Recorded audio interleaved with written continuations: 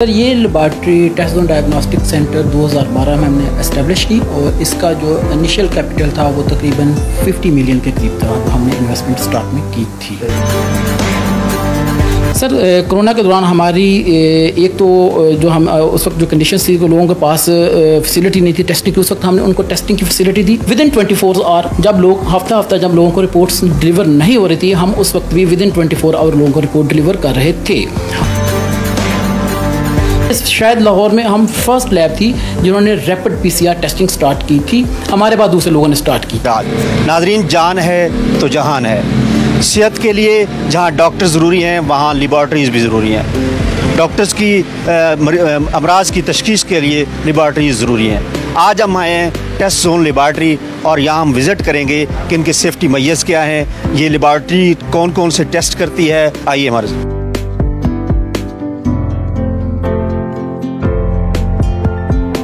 नाज़रीन, हमारे साथ मौजूद है टेस्ट जोन लेबॉर्ट्री के CEO एहसान खान तैयब साहब। हम इनसे बात करते हैं। लेबॉर्ट्री कब बनी और पहली सरमायाकारी कितनी हुई और अब क्या सूरत हाल है? सर ये laboratory test zone diagnostic center 2012 में हमने इस्टेब्लिश की और इसका जो इनिशियल कैपिटल था वो तकरीबन 50 मिलियन के करीब था। तो हमने इन्वेस्टमेंट स्टार्ट में की थी। इस वक्त आपकी जो लेबॉर्ट्रीज़ हैं उनकी तादाद कितनी है, कितने इसके यूनिट्स हैं, आप उसका टेस्ट कैसे करते हैं? हमारे टेस्ट जोन डायग्नोस्टिक सेंटर का जो हेड ऑफिस है वो तो लाहौर में है और इसके अलावा हमारी 4 लेबॉर्ट्रीज़ ऐसी हैं जो स्टेट लैब्स हैं। उनमें एक मुल्तान में है, एक फैसलाबाद में है, एक पेशावर में है और एक सरगोदा में है। रिसेंटली हम बहावलपुर में और साहिवाल डिवीजन्स में भी अपना एक स्टेट लैब एस्टेब्लिश कर रहे हैं। ये मार्केट के मुताबिक जो आपके रेट्स हैं वो कितने हैं, क्या प्रोवाइड करते हैं आप अपने जो सार्फिन हैं? सर मार्केट के मुताबिक अगर देखा जाए तो हमारे रेट जो आपने बड़े ब्रांड्स का नाम लिया है उनके मुकाबले हमारे 30% रेट ओवरऑल कम है। लेकिन अगर कोई ज़रूरतमंद बंदा होता है तो हमने उनके लिए एक मार्जिन रखा हुआ है। 50% से 100% तक भी हम फ्री करके देते हैं। सर आपने कोरोना में भी काम किया, बाकी लेबॉर्ट्रीज ने भी काम किया, तो आपकी कोरोना के दौरान ऐसी कोई सरगर्मी हो जिसको हम कोई सुनहरी रूप से लिख सकते? सर कोरोना के दौरान हमारी एक तो जो हम उस वक्त जो कंडीशन थी लोगों के पास फैसिलिटी नहीं थी टेस्टिंग की। उस वक्त हमने उनको टेस्टिंग की फैसिलिटी दी। विदिन 24 आवर जब लोग हफ्ता जब लोगों को रिपोर्ट्स डिलीवर नहीं हो रही थी, हम उस वक्त भी विदिन 24 आवर लोगों को रिपोर्ट डिलीवर कर रहे थे। क्योंकि हमारा ज़्यादा पाकिस्तान में लोग जो होते हैं वो बाहर जाते हैं, बाहर से अपना कमाते हैं और फिर पाकिस्तान में भेजते हैं। तो उस वक्त जो बाहर जाने वाले लोग थे उनके लिए टेस्टिंग की फैसिलिटी अवेलेबल नहीं थी। तो उस वक्त हमें सऊदी अरेबिया के साथ हमने एग्रीमेंट किया और सऊदी अरब जाने वाले लोगों को जो लोग थे उन तमाम का हमने कोरोना के हिसाब से उनका मेडिकल किया, टेस्टिंग की। 1 लाख प्लस लोगों को हमने स्क्रीन करके बाहर भेजा अल्लाह के फजल से। और उसके बाद जब दुबई का काम शुरू हुआ और दुबई वालों ने या गल्फ़ के जो लोग थे वो 24 आवर्स यानी विदिन 6 आवर रिपोर्ट मांगते थे, तो हमने लाहौर एयरपोर्ट पर, फैसलाबाद, इस्लामाबाद एयरपोर्ट और मुल्तान एयरपोर्ट पे ये वाली सर्विसेज भी उनको दी।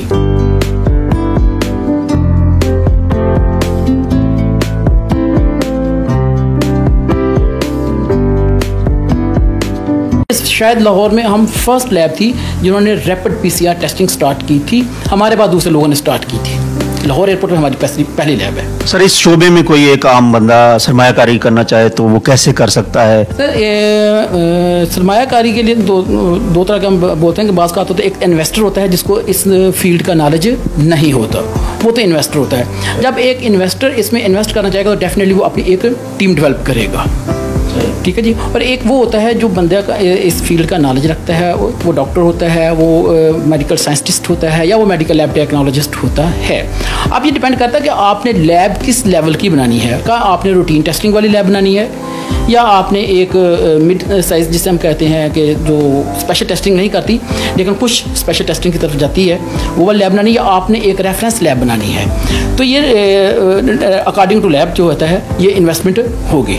हम ये नहीं कह सकते कि 1 करोड़ के साथ हम स्टार्ट कर सकते हैं या 2 करोड़ के साथ स्टार्ट कर सकते हैं, नहीं। ये डिपेंड करेगा हम कितनी ज़्यादा उसमें मशीनरी या टेक्नोलॉजी रख रहे हैं। सर हम आपकी लेबॉर्ट्री को विज़िट करना चाहते हैं और देखना चाहते हैं कि हमारे जो नाजरीन हैं वो भी देखें कि आपकी लेबॉर्ट्री किस तरह काम कर रही है और इसमें सेफ्टी मेजर क्या है।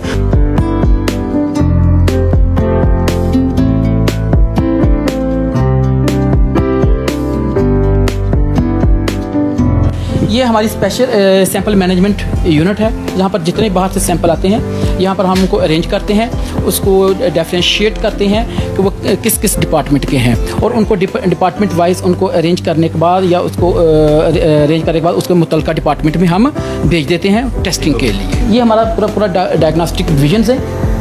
एक तरफ हमारी मॉलिक्यूलर लेबॉरेटरी है, दूसरी तरफ हमारी रूटीन केमिस्ट्री और हेमाटोलॉजिकल लेबॉरेटरी है, और ये हमारी स्पेशल केमिस्ट्री है।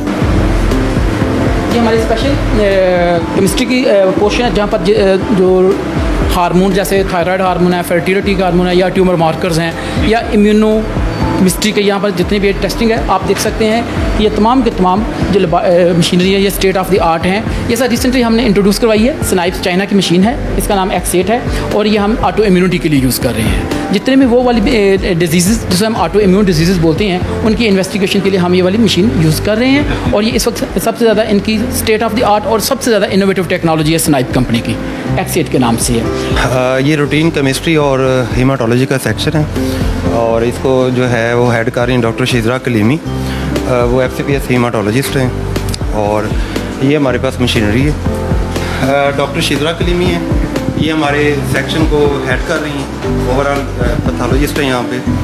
तो मैडम आप कुछ कहना चाहेंगी? जी, हम यहाँ पे जो है ना रूटीन में हेमाटोलॉजी और रूटीन केमिस्ट्री करते हैं। इसके अलावा रूटीन हेमाटोलॉजी में हम CBC, पेरिफेरल स्मेयर, इसके अलावा जो PTA PTT जो कोगुलेशन के टेस्ट होते हैं वो परफॉर्म करते हैं, और थैलेसीमिया के लिए तशख़ीस के लिए हम कैपिलरी इलेक्ट्रोफोरेसिस करते हैं। रूटीन में हमारा काफ़ी यहाँ पे जो है ना वर्कलोड होता है। इसके अलावा हम लैब के अंदर बोन मैरो बायोप्सी भी करते हैं, जो डिफरेंट ल्यूकीमियाज या ब्लड कैंसर जो भी प्लास्टिक एनीमिया में दूसरे जो खून की बीमारियाँ उसकी तशख़ीस के लिए बोन मैरो बायोप्सी का प्रोसीजर, उसकी रिपोर्टिंग भी यहाँ पे की जाती है।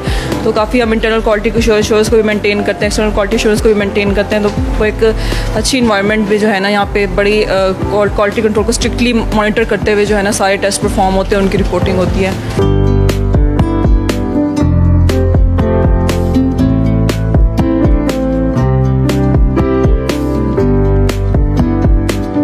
ये मॉलिक्यूलर डायग्नोस्टिक यूनिट है, जहाँ पर हमारा PCR होता है, और ये मॉलिक्यूलर लेवल पे हम डिजीज़ की डायग्नोस्टिक करते हैं। आए अब इधर से मैं आपको इसका विजिट करवा देता हूँ। अच्छा सर, सैंपल जब मैंने बोला था कि सैंपल मैनेजमेंट यूनिट से हमारे इस डिपार्टमेंट के जब सैंपल सेग्रीगेट होते हैं तो वो थ्रू वाया पास बॉक्स, ये आपके बैक साइड पे, यहाँ से सैंपल हमारे बाहर अंदर आते हैं। यहाँ से सैंपल हमारा ये एक और सैंपल मैनेजमेंट यूनिट है, आप ये देख सकते हैं कि सैंपल यहाँ पर आएंगे। यहाँ पर हम सैंपल्स को, जो PCR के सैंपल्स आते हैं, उनको according to the nature of testing उसको असार्ट करते हैं, और असार्टिंग करने के बाद उसका जो पहला स्टेप होता है वो उस जो सैंपल होता है उसमें से RNA या DNA हमने उसको सेपरेट करना होता है, क्योंकि यहाँ पर जितनी टेस्टिंग है ये RNA और DNA बेस्ड होती है। में हमारा PCR कंप्लीट करता था कोरोना का, ये आइडिनो है, और ये भी PCR ही होता है, लेकिन इसकी टेक्नोलॉजी थोड़ी सी रूटीन के PCR से ज़रा हटकर होती है। ये आइसोथर्मल टेक्नोलॉजी हम ये आइसोथर्मल एम्पलीफिकेशन बोलते हैं, और ये फास्ट जो टेस्टिंग है उसके लिए हम यूज़ करते हैं। इसके लिए कोरोना के लिए हम यही यूज़ करते हैं। सर ये हमारा माइक्रो का डिपार्टमेंट है, ये लीड कर रहे हैं हमारे FCPS डॉक्टर साहब हैं, डॉक्टर फरहान रशीद साहब। तो ये हमारे टेक्नोलॉजिस्ट हैं इधर जो काम कर रहे हैं, और ये यहाँ पर सिर्फ माइक्रो के कल्चर के जो होते हैं वो हम लगाते हैं, और उनको स्टडी करते हैं और उनको रिपोर्टिंग करते हैं। इसके बारे में ज़्यादा आपको जो इन्फॉर्मेशन देते हैं वो बिलाल साहब आपको दे देते हैं। आप प्लीज़ बिलाल साहब से। ये हमारी माइक्रोबायोलॉजी है टैजोन लैब की, हाईली टेक लैब है। यहाँ पे हम सारे रूटीन कल्चर परफॉर्म कर रहे हैं, जिनमें हम ब्लड कल्चर हैं, एरोबिक एनारोबिक दोनों परफॉर्म कर रहे हैं। आए सर प्लीज़। ये सर हमारा क्वालिटी कंट्रोल मैनेजमेंट यूनिट है। जितना भी हम क्वालिटी के बारे में जो हमारे डॉक्यूमेंटेशन होती है वो यहाँ पर होती है। जो परफॉर्म होने के बाद जितनी भी डॉक्यूमेंटेशन है ये सारी फाइलें उसी के लिए हमने रखी हुई हैं।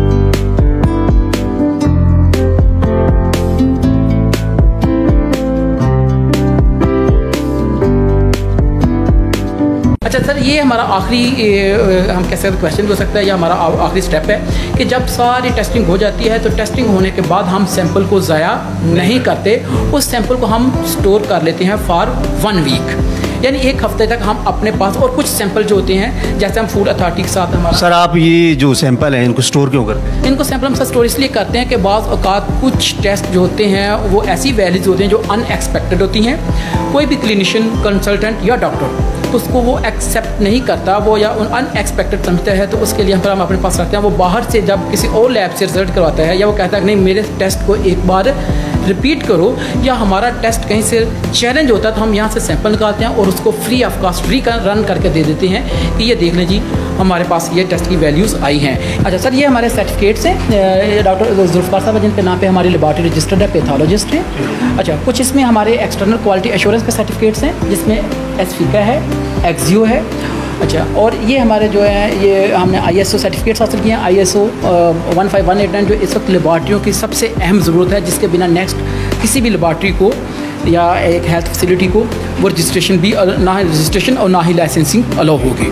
सर आखिरी क्वेश्चन आपसे जाते जाते, आपकी जो लेबॉरेटरी है, आपका इदारा है, उसका लाहौर प्रेस क्लब और सहाफ़ी बरादरी के साथ एक मुआहदा हुआ है, तो वो मुआहदा क्या है और आप क्या फैसिलिटीज़ उनको? मुआहदे के मुताबिक सर हमने सहाफ़ी बरादरी और उनके जो रिलेटिव्स हैं, जो ब्लड रिलेशंस हैं, उनको हमने 50% तक अपने रेट्स पे ऊपर ऑफ दिया है, क्योंकि ये जो वक्त की ज़रूरत थी कि हम सबको जिस तरह हम दूसरे लोगों को फैसिलिटेट कर रहे हैं, दूसरे जो फील्ड के लोग उनको फैसिलिटेट कर रहे हैं, तो हमने सहाफ़ी बरादरी को भी ज़रूरी समझा क्योंकि हम फैसिलिटेट करेंगे।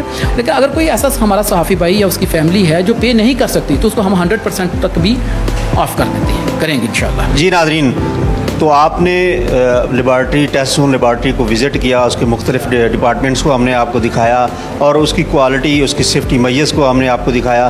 नाज़रीन, आपको अगर कोई मसला दरपेश